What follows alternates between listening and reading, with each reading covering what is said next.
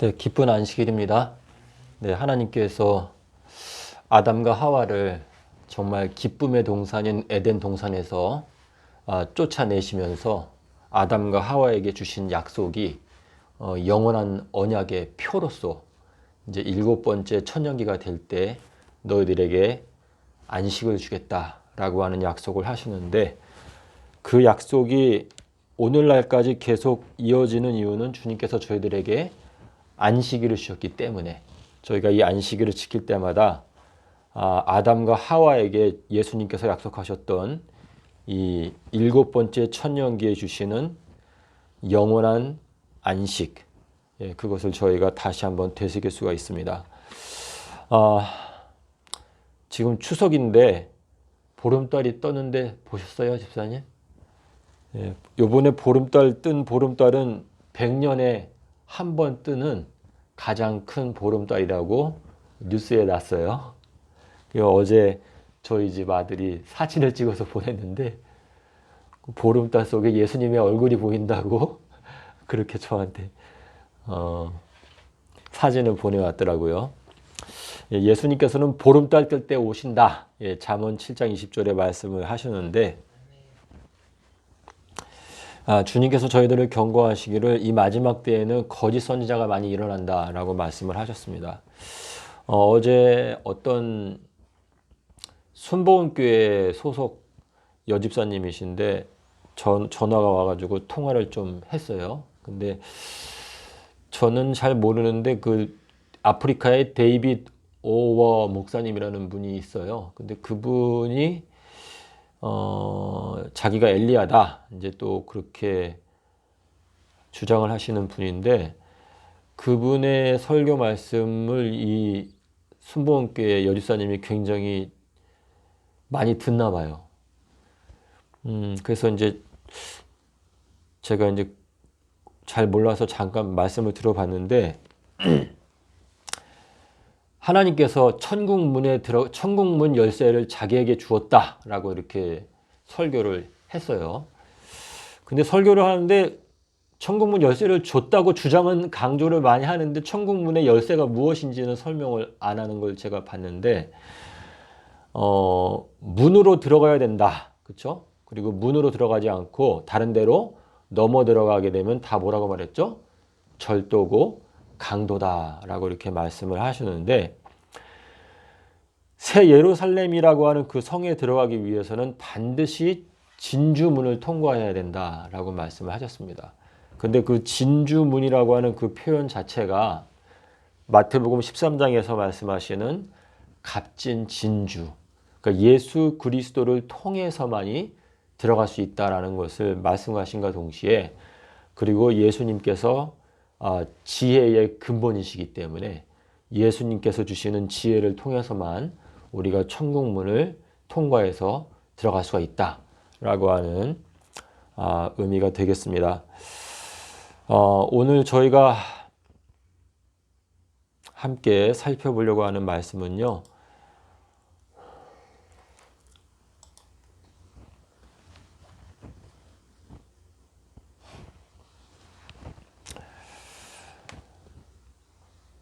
밤에 니고데모가 찾아왔었죠.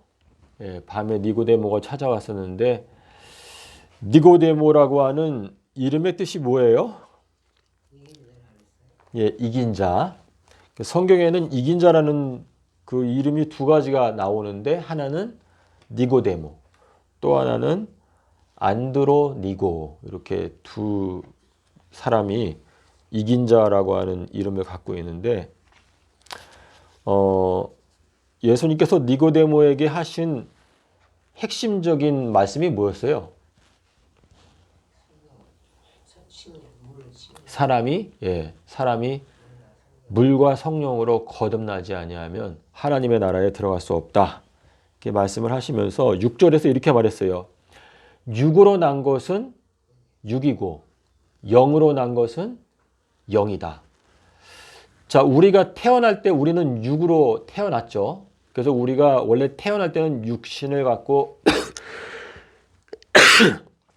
태어났지만, 우리가 이 땅에서 살면서 예수 그리스도 하늘로부터 내려오는 성령을 받아야 되는데 예수님께서 그 모습을 실질적으로 우리에게 보여주셨죠. 그러니까 주님께서도 마리아의 육신을 입고 마리아에게서 태어나셨지만 우리가 걸어가야 되는 길을 보여주시기 위해서 우리와 똑같이 침례를 받으시고 그리고 물에서 올라와서 기도하실 때 어떻게 됐죠? 예, 비둘기와 같은 성령이 내려오면서 하늘에서 무슨 소리가 들렸어요? 이는 내가 사랑하는 아들이고 내가 기뻐하는 자다 라고 이렇게 말씀을 하셨는데 누가복음 4장에 나와 있는 이야기를 잠깐 생각해 볼게요. 누가복음 4장은 예수님께서 안식일에 회당에 가셨어요. 근데 회당은 예루살렘 성전이 아니고 동네에 있는 예배당에 가신 곳인데 그러니까 거기에 있는 안식일은 토요일 안식일을 말해요. 원어를 보면 확실하게 알 수 있는데 예수님께서 토요일 안식일에 회당에 가셔서 이사야서를 펴서 읽으시면서 내가 자유를 주기 위해서 왔다라고 하는 말씀을 읽으셨거든요. 근데 그 말씀 속에는 우리 굉장히 깊은 의미가 들어있는데 안식일에 주님께서 내가 너희들에게 자유를 주기 위해서 왔다라고 하는 말씀을 읽으셨거든요. 그러니까 물론 주님께서는 이 땅에 오셔서 십자가에서 죽으신 것은 서기 30년도에 죽으셨죠. 그리고 이 지구 역사 전체로 봤을 때는 우리에게 언제 자유를 주시는 거예요? 그쵸, 희년에. 그러니까 7번째 천년기가 될 때에 우리에게 자유를 주신다라는 것을 말씀하시는 것인데 예수님께서 그 이사야서의 글을 읽고 나서 바로 뒤이어서 누구에 대한 이야기를 했냐면 나만 장군에 대한 이야기를 했어요. 그래서 누가복음 4장 27절에 가면 주님께서 이스라엘 나라에 수많은 문둥병자가 많이 있었지만 그 중에서 단 한 명도 고침을 받지 못하고 오직 시리아 땅에 있는 나만 장군만 고침을 받았다라고 하는 말씀을 하셨어요. 근데 이 나만이라고 하는 이 사람의 이름의 뜻이 뭐냐면 기뻐한다는 뜻이에요. 기뻐한다. 제가 그거를 좀 확인을 하면서 느끼게 된 것은 나만 장군이 문둥병을 고침받을 때 요단강에 들어가서 7번을 목욕하고 나서 아기의 피부처럼 새롭게 고침을 받았는데 그 이야기를 하신 시점이 주님께서 안식일 날 회당에 가셨을 때 그 날에 그 말씀을 하셨는데요. 이거는 주님께서 7번째 천년기가 되었을 때 그분께서 기뻐하시는 자들을 고쳐주기를 원하시는 그분의 심령이 또 계획이 거기에 담겨 있는 것이죠. 그래서 지금 우리가 7번째 천년기에 들어왔을 때 주님께서 보실 때 기뻐하시는 자들. 자, 기뻐하시는 자가 되기 위해서는 어떻게 해야 되는가? 예수님과 동일한 길을 걸어가기 위해서 노력할 때 우리들도 역시 아버지 예수님께로부터 기뻐하시는 그 표를 저희가 받을 수 있게 되는 것인데 스바냐서 3장 17절에 우리가 잘 아는 노래가 있잖아요. 너의 하나님 여호와가 너의 가운데 계시니 그는 너를 잔잔히 기뻐하신다 라고 하는 노래 가사가 있죠. 근데 스바냐서 3장 17절에도 나오는데 하나님께서 기뻐하시는 자가 된다. 이 기뻐하신다라는 게 헵시바, 하나님의 기뻐하시는 자, 결국은 새 이름을 뜻하는 것인데 예수님께서 침례를 받고 간절히 기도하실 때 그때 아버지께서 기뻐하신다라고 하는 것을 비둘기 성령을 보내심으로써 나타내 보여주셨거든요. 그래서 이 마지막 때에 하나님께서 우리를 사랑하신다라는 것을 어떻게 알 수가 있는가? 그것은 로마서 5장 5절에 좀 더 구체적으로 표현이 되어져 있어요. 이 로마서 5장 5절에 이렇게 돼 있어요. 우리의 소망이 부끄럽지 아니함은 우리에게 주신 성령으로 말미암아 하나님의 사랑이 우리 마음에 부은 바 됨이니. 그러니까 하나님이 우리를 사랑하신다라고 하는 것을 우리가 어떻게 경험하는가? 그것은 하나님께서만 갖고 계시는 거룩한 영. 근데 이 거룩한 성령은 영원하신 영이시기 때문에 하나님이 우리를 사랑하신다라는 것을 우리에게 표현하실 때에는 성령을 부어주심으로써 그것이 이루어진다라는 뜻이거든요. 그런데 예수님께서 십자가에서 죽으실 때 십자가 이전에는 이렇게 말했어요. 예수께서 영광을 받지 아니하신 고로 성령이 저들에게 계시지 아니하더라 라고 되어 있죠.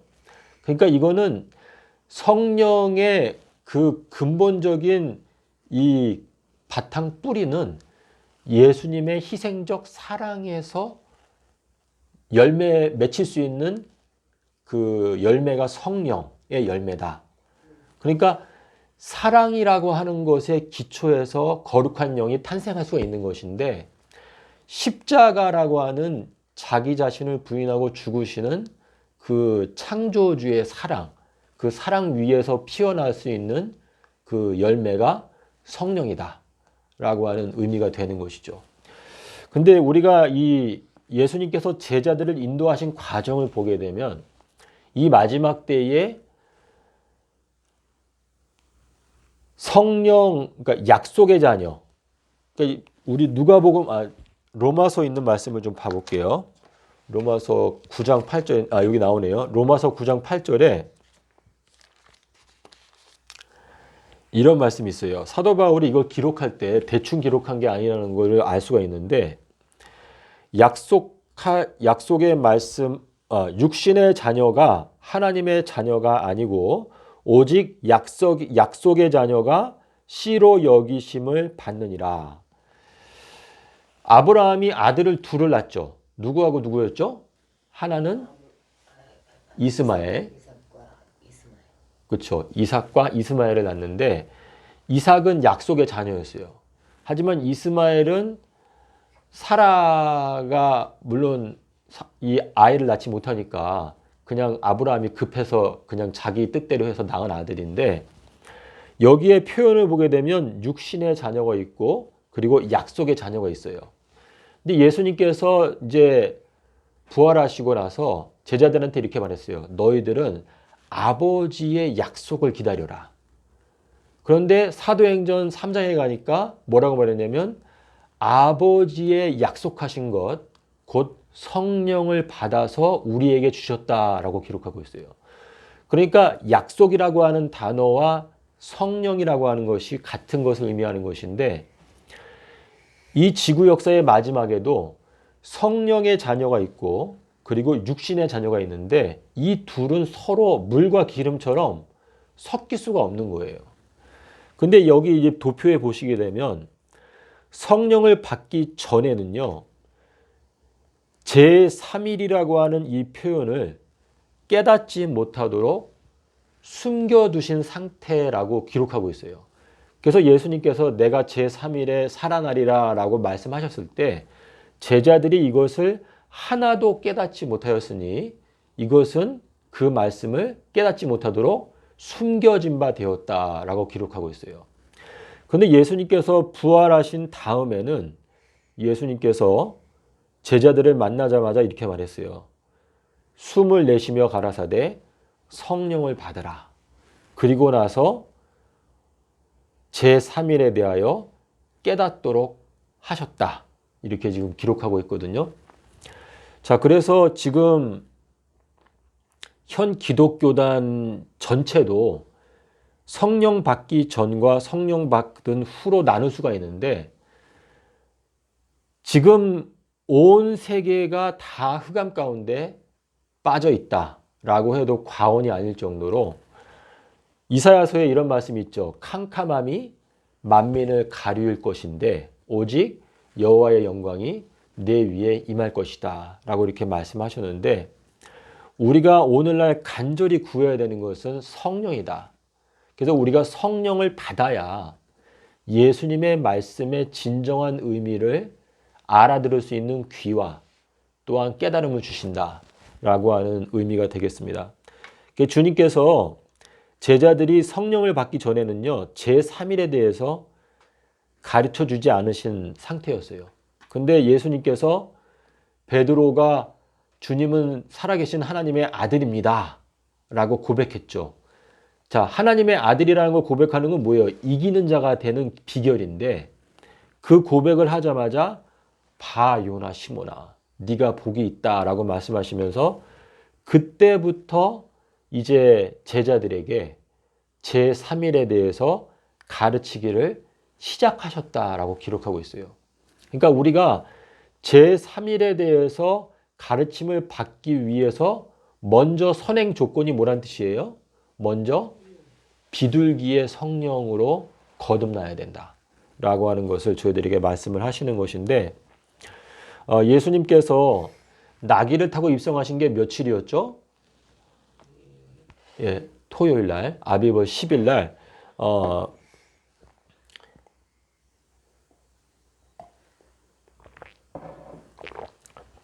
입성하시면서 예루살렘을 보고 우셨어요. 우시면서 너희들이 평화에 관한 일을 만약에 알았더라면 참 좋았을 텐데 너희들의 눈에 어떻게 되었다? 예, 숨겨져 있다. 숨겨져 있다라고 말했어요. 그러니까 숨겨져 있다라고 하는 것 자체가 뭐냐면 하늘이 닫혀 있다. 너희에게는. 너희들에게는 은혜의 문이 닫혀 있다라고 하는 의미로서 예수님께서 천지의 주제시여 라고 말씀하시면서 이 비밀을 어린 아이들에게는 알려주시고 이 세상에 있는 지혜롭고 슬기는 사람들한테는 숨기신 것을 감사하나이다 라고 하신 그 말씀처럼 주님께서 이 애통해 하시는 그 장면이 나귀를 타고 입성하실 때 주님께서 우셨거든요. 근데 시대의 소망에 보면은 예수님께서 마치 사시나무 떠시는 것처럼 우셨다라고 이렇게 기록한 거 제가 읽은 적이 있는 것 같은데, 주님께서 나귀를 타고 입성하시면서 오늘이 너희들이 하나님의 은혜 안에 들어올 수 있는 마지막 기회인데 너희들이 눈이 가려 있기 때문에 알지 못하는구나 하면서 우시는 장면인데, 성령을 받지 아니하면은 결단코 하나님의 나라에 들어가지 못한다. 근데 주님께서 이것을 다 하나님의 영적인 법칙 가운데 마련해 두신 것인데, 우리가 예수님을 지금까지 전적으로 신뢰하지 않았다라고 하는 그 가증한 죄를 회개하고 나를 위하여 보혈까지 흘리신 예수님께 내가 온전히 전적으로 나 자신을 순복하고 항복하겠다라고 하는 결심과 함께 물로 침례를 받게 될 때, 그때 주님께서 우리에게 약속하신 것이 뭐냐면 성령을 선물로 주겠다라고 약속을 하신 것이거든요. 주님께서 그분의 권능의 팔로 이 세상 전체를 알곡과 가라지로 나누시는 것인데, 알곡에 속한 자들은 성령을 부어주심으로 말미암아 그들의 눈을 열어주시는 것이죠. 그래서 우리가 가야 되는 길을 갈 길을 밝히 보여주시는 그 은혜 가운데로 저희들을 이끌어 주신다라고 하는 뜻인데, 제3일에는 완전하여진다. 근데 이 완전이라고 하는 것은 살렘 또는 평화 또 완전. 그래서 제3일에 완전하게 된다라고 하는 이 표현이 서기 3030년을 나타낸다는 것을 우리가 깨닫게 되면 저희들은 예수의 증거가 예언의 영이라는 것을 깨닫게 될 수가 있습니다. 주님께서 이 마지막 때 14만 4천인들을 부르고 계시는데, 14만 4천인들은 검은 고 타는 무리, 또 새 노래를 부르는 무리다 말씀을 하시고 있고, 내가 창세로부터 감추어져 있었던 비밀을 알려주겠다라고 하는 말씀을 생각할 때 아담과 하와가 수요일 날 선악과를 따먹고 일요일 날 가죽옷을 입었다라고 하는 이 단순한 진리지만, 이 진리를 깨닫게 될 때, 그리고 기원전 4001년도에 아담과 하와가 범죄했다라는 것을 깨닫게 될 때 저희들은 진정으로 검은 고 타는 자들, 또 새 노래를 부르는 자들에 들어간다는 것을 우리가 스스로 알 수가 있고, 오늘날 주님께서 우리에게 주시는 생명나무 열매가 뭐라고 했죠? 지혜. 예, 지혜. 지혜는 그 얻은 자에게 생명나무다라고 말씀하셨는데, 솔로몬을 찾아왔던 남방 여왕. 근데 오늘날은 솔로몬과 비교됐던 게 뭐였어요? 백합화였죠. 백합화는 어떻다고 그랬어요? 솔로몬의 모든 영광으로 입은 모든 옷보다 이 백합화가 더 귀하다. 이렇게 말씀하셨는데, 백합이라고 하는 이름의 뜻이 뭐죠? 백합도 역시 기쁨이라고 하는 뜻이죠. 그래서 기쁨이라고 하는 것은 주님께서 우리에게 우리를 기뻐하시면 우리에게 기쁨을 주시는 거예요, 사실은. 그렇죠? 그래서 우리에게 진리의 말씀을 깨닫게 하시는 은혜를 베풀어 주시는 것을 저희가 알 수 있고, 이 지구 역사 전체가 7030년으로 완전히 끝나게 된다라는 것을 저희가 깨닫게 될 수가 있습니다. 그래서 7030은 검은고를 뜻하죠. 그래서 우리 여기 화면에 보시면은 사실 저는 이거를 이렇게 제가 카톡이나 또 페이스북에 제가 영어로도 만들어서 올렸는데, 이거를 보게 되는 기독교인들은 저는 그냥 영적인 어떤 그 부흥이 일어나야 된다고 생각하는데, 이거를 읽어도 아무 느낌이 없나 봐요. 그래서 저는 좀 이해가 안 가는데, 마태복음 11장에서 예수님께서 말씀하시기를 이 세대를 무엇으로 비유할꼬? 어린아이들이 시장에서 피리를 불어도 춤추지 아니하고 너희가 애곡하여도 너희가 함께 울지 않는다라고 하는 말씀처럼, 이 세대는 참 영적인 무감각 상태에 있다라고 말할 수밖에 없는 것 같아요. 예수님께서 외식하는 자라고 하는 표현을 이렇게 3번을 연속을 하셨는데, 외식하는 자여 요나의 표적을 깨닫고 외식을 제거하라 라고 이렇게 말씀을 하셨어요. 그리고 외식하는 자여 사람의 계명을 금요일 십자가서를 제거하라. 그리고 외식하는 자여 외식을 제거하라. 그리하면 계시록이 열린다. 그리고 밤 일경에 오는 인자를 거절하면 외식하는 자의 율에 처한다. 이거는 마태복음 24장 51절인데, 이 말씀은 글쎄요, 지금 좀 제가 설명드릴 좀 힘이 없어가지고, 주님께서 외식하는 자라고 하는 표현을 하신 거는, 이거는 가장 심각한 책망이거든요. 주님께서 화 있을진저, 요한복음 8장 43절에서 화 있을진저 너희들은 어찌하여 내 말을 깨닫지 못하느냐. 화 있다라고 하는 것은 멸망을 당한다라고 하는 의미인데, 주님께서 너희가 어떻게 지옥의 판결을 피하겠느냐라고까지 말씀하시면서, 이 외식하는 자들아 너희들은 왜 요나의 표적을 깨닫지 못하느냐 이렇게 말씀하시고 있는데, 왜 기독교단 안에서 요나의 표적에 대한 뜨거운 이 연구, 뜨거운 논쟁, 이런 것들이 일어나지 않는지 저는 참 이게 불가사의한 일이라고 생각해요. 지금 현 기독교의 전체가 다 멸망의 길로 들어가게 될 위험에 빠져 있는데, 사람들이 다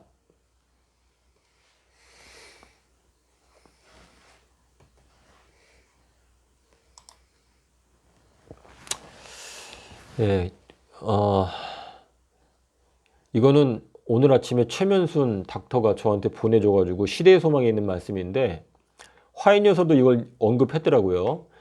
인간의 권위, 교회의 관습, 혹은 조상들의 유전을 받아들이는 자들은 모두 그리스도께서 외식하는 자들아 너희는 사람의 계명으로 교훈을 삼아 가르치니 나를 헛되이 경배하는도다 라고 하신 말씀에 내포된 경고에 유의하라. 여기 보면 모두라고 그랬어요. 모두. 그러니까 이거는 안식일교단도 다 포함되는 건데요. 외식하는 자들아 사람의 계명. 지금 안식일교단은 본인들은 사람의 계명으로 교훈을 삼아서 가르치지 않는다고 생각하는데, 삼낮 삼밤 땅속에서 그 말씀을 생각하게 되면 안식일교단 스스로도 우리들도 외식하는 자들이구나 하는 거를 깨닫고 개혁하기 위해서 일어나야 되는데 부자 상태 가운데 빠져 있는 것이죠. 그렇죠? 지난번에 한번 말씀드렸는데 집사님 부자와 거지 나사로에 대해서 잠깐 생각해 볼까요?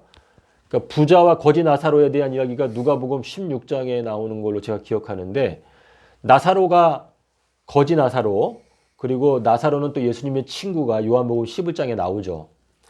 근데 이사야서 41장 10절에 하나님께서 말씀하시기를 내가 참으로 너를 어떻게 하겠다? 예, 도와주리라. 도와준다라는 게 나사로의 이름의 뜻이 뭐였어요? 네.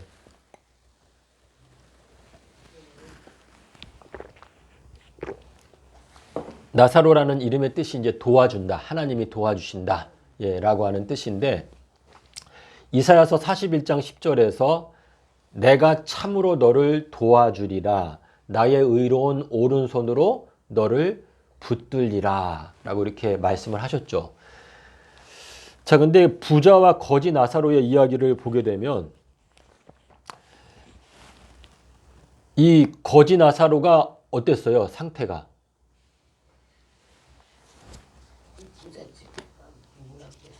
부자의 상에서 떨어지는 부스러기로 배불리려고 했죠.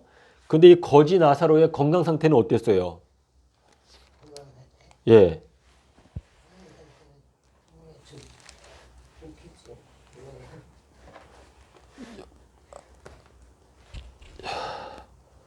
자, 여기 읽어드릴게요. 부자의 상에서 떨어지는 것으로 배불리려고 노력하고 있는데 심지어 개들이 와서 그 헌대를 핥더라. 이렇게 돼 있어요. 그러니까 여기에서 나오는 부자는 누구예요? 부자. 예. 부자는 스스로 부자라고 하는. 그렇죠. 부자는 우리가 이제 일곱 교회를 보게 되면 하나님께서 한마디 칭찬도 없으시고 책망만 하셨던 교회가 라오디게아 교회인데 라오디게아 교회는 스스로 나는 부자라 부유하여 부족한 것이 없다 라고 이렇게 주장을 하는데 실제로 어때요? 머리끝같이 발끝까지 성한 데가 없다. 그렇죠? 온몸이 헐벗었다. 이렇게 말씀하시고 있는데 이 나사로가 헌대를 헌대는 어디 나오죠? 헌대? 집사님? 헌대에 대한 이야기가 헌대에 대한 이야기가 계시록에 가면 계시록 16장 1절하고 2절에 뭐라고 돼 있어요? 첫 번째 재앙이 뭐죠? 악하고 독한 헌대가 난다 라고 기록하고 있는데 악하고 독한 헌대가 의미하는 게 뭐예요, 집사님? 우리가 배워야 되는 영적인 교훈이 뭘까요? 그러니까 악하다라고 하는 것은 주님께서 이 악하고 음란한 세대라고 말씀하실 때 그 악하다, 같은 악함인데 이 악한 헌대가 짐승의 표를 받은 자들에게 난다 라고 기록하고 있는데 여기에 보니까 이 나사로가 하나님께서 도와주시는 사람이긴 한데 그가 부자들의 상에서 떨어지는 것으로 배불리려고 노력을 하고 있지만 배불리함을 얻지 못하니까 몸에 헌대가 생긴 상태 가운데 그냥 그렇게 고통을 받고 있다가 나중에는 어떻게 됐어요? 그가 하나님께서 그를 도우셔가지고 어디에 갔어요? 아브라함의 품에 안기게 되었죠. 그래서 그것이 지금 여기에 보면 우리들은 안식일 교단이 이 말씀을 보고 정신을 차려야 되는 것인데 안식일 교단이 진리를 가장 잘 알고 있다고 스스로 자부하고 있을지 모르지만 실제로 이것이 완전히 뒤바뀔 수 있다는 것을 여기에서 말씀을 하시고 있는 것이죠. 그래서 나사로 하나님께서 도와주시는 사람, 그래서 하나님의 오른손이 이것이 하나님의 심판의 팔인데 이사야서 53장에 맨 앞에 여호와의 팔이 누구에게 나타났느뇨. 그 나타난다라는 게 뭐냐면 계시된다, 드러난다 라고 하는 의미인데 여호와의 심판하시는 오른팔이 누구에게 그것이 계시되었는가라고 하는 의미가 거기에 들어있는 것인데, 주님께서 이 마지막 때에 성령으로 난 자들에게 주시는 그 깨달음은 오늘 말씀을 통해서 보게 되면 예수님의 십자가의 비밀, 십자가 속에 담겨져 있는 핵심적인 지혜, 요나의 표적, 그리고 제3일의 비밀을 우리에게 깨닫게 해주신다라고 하는 의미가 되겠습니다. 그래서 히브리서에서 믿음의 주요 완전케 하시는 이인 예수를 바라보자 라고 하는 그 말씀 속에서 믿음의 주요, 근데 그게 믿음을 창조하신 주요, 그러니까 믿음의 창시자시요, 또 우리를 완전하게 하시는 이인 예수님을 바라보자, 그렇게 기록하고 있거든요. 그래서 예수님을 우리의 시작이고 끝이고 전부로서 주셨다라는 것을 저희가 기억하면 좋겠습니다. 오늘은